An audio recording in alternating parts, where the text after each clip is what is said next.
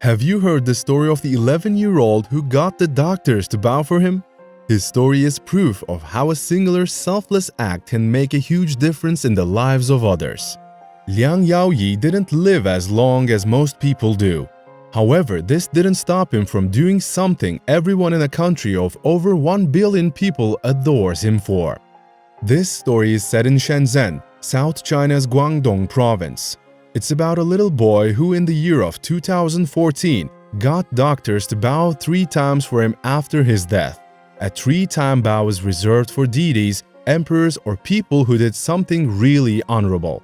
So what warranted such a reaction from the doctors? Liang, the boy in the story, was like every other little boy in Shenzhen, his little hometown in China. He was born healthy and strong without any health conditions. He went to school, played games with his mates, and did every other thing boys his age do. Like his mates, he had a dream.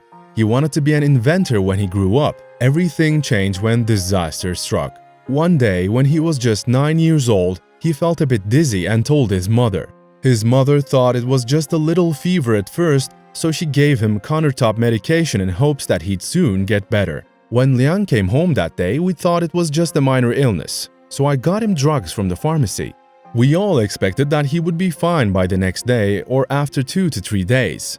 We thought everything was just going to return to normal, but it only worsened.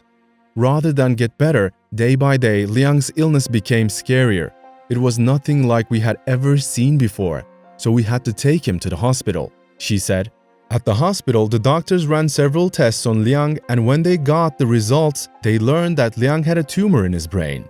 Imagine how hard it must have been to tell a little boy and his mother that he had a terminal disease, that he wasn't going to be able to play around with his peers as much or go to school regularly due to hospital visits, and that he would have to live with the fear that death was just around the corner. Since everyone knew that only a few survived cancer, Liang and his parents were devastated. The doctor didn't need to spell it out for them to understand the magnitude of the news. Immediately after the results of the tests were relayed, his parents broke into tears.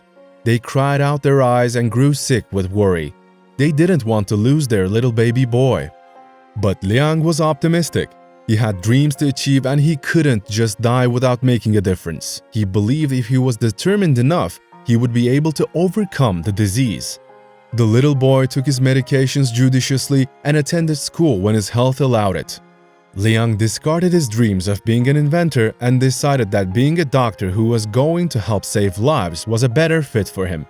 A story he read in school about bone marrow transfusion played a big part in a decision he made later. As the days turned into months and the months became years, Liang's health deteriorated. It became harder and harder for him to go to school. He grew so weak that he had to spend a major amount of time in the hospital with several tubes attached to him just to keep him going. Liang tried his best to stay optimistic, but he couldn't hide the fact that not being able to go to school made him unhappy.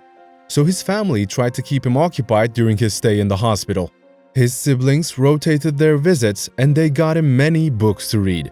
He went through each of them within a few days. His parents were not wealthy, so the cost of his treatment took a huge toll on their finances. Besides the financial trouble, it wasn't easy to watch their loved one go through so much pain. It was a very tough time for the family. His medical team didn't relent in their efforts to keep him alive either. They carried out endless researches to ensure his survival, but their efforts proved abortive. Several surgeries were done and a lot of medication was given, but nothing really made a difference. It was a devastating situation. When he turned 11 years old and there was no significant improvement, it became clear to Liang and his parents that his days on Earth were numbered.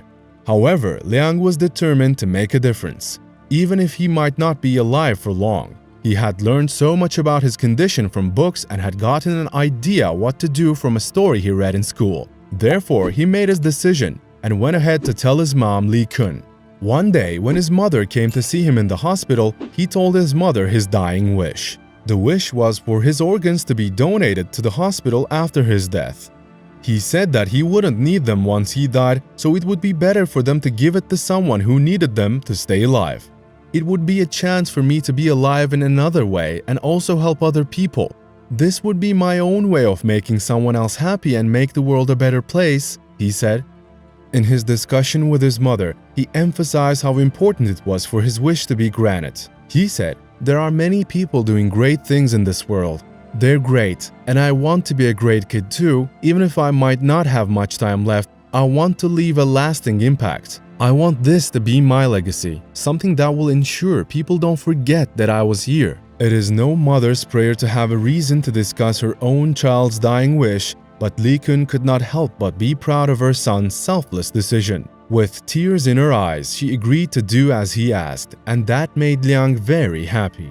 Liang wanted to achieve something great despite being dealt an unlucky hand by life. He believed that he didn't have to live long to achieve that. He may not have known the magnitude of that decision, but he definitely achieved his wish. In June 2014, after fighting relentlessly, Liang lost his battle with cancer. His parents and siblings were heartbroken. His mother couldn't believe that he was gone, but she knew what to do to keep his memory alive. Before his death, the doctors had been notified of his intention. They were so surprised that someone so young could make such a decision and promised to make sure his wish was granted. In China, organ donations were not rampant. The dead were cremated and people hardly thought to voluntarily donate their organs. It was so hard to get a voluntary blood donor in China.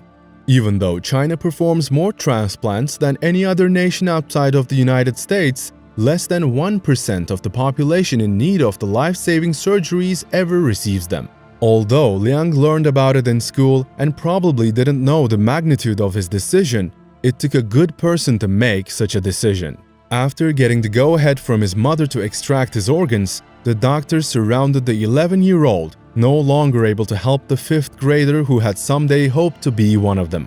Then they bowed down 3 times in tribute. This form of tribute is reserved for deities, emperors, and honorable people. He certainly deserved it.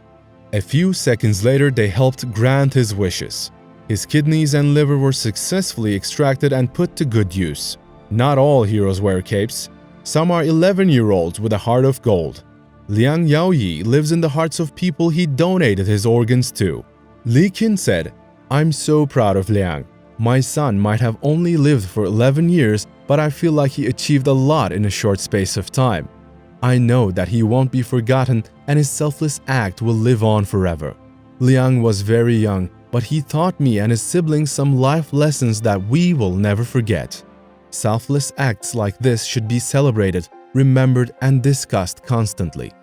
Other people must also learn from what Liang has done and do what they can to make a difference in the world. So what do you think about this organ donation? Share your thoughts in the comment section.